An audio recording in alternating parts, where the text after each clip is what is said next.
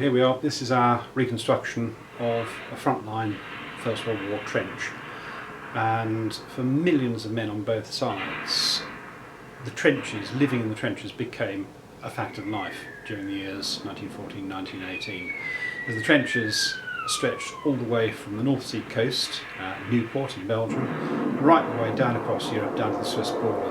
Now, as the crow flies, that's about 500 miles, but it's been estimated there are something like 10,000 miles of trenches, if you count in the fighting trenches, the communication trenches, the second lines. It was an absolute maze, and men actually got lost in the trenches. The whole thing about being in a trench, like this one, it's 7 feet deep. When you are in a trench, you are relatively safe, barring a direct hit, and that's fairly unlikely. The danger comes when, for one reason or another, you've either got to leave the trench or you have got to take a look over the top.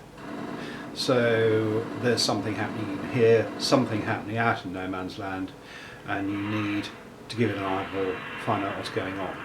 Now, both sides, but the German army especially, employed snipers, and these guys were very, very good.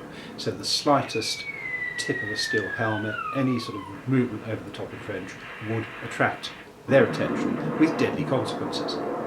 So we have a variety of different devices which enable soldiers to take a look at what's going on without quite literally getting their head shot off. And there are large periscopes, there are some things of quite sort of considerable optical sophistication. And there's this little beast. Now this is something that I found in our store. We didn't actually know it was there, to be honest. It had been miscatalogued, because I'm afraid museums don't always get everything right. But this little confection of tin plate is called a Sentinel trench mirror. It's a clever little thing. It's very simple. It's just a folding little box with a piece of mirror glass inside. Now, by itself, it's not going to do much good. So what you need to do is attach it to the end of your bayonet. So, here we have the bayonet. We stick this on the end of the rifle, and then you open up the trench mirror. The trench mirror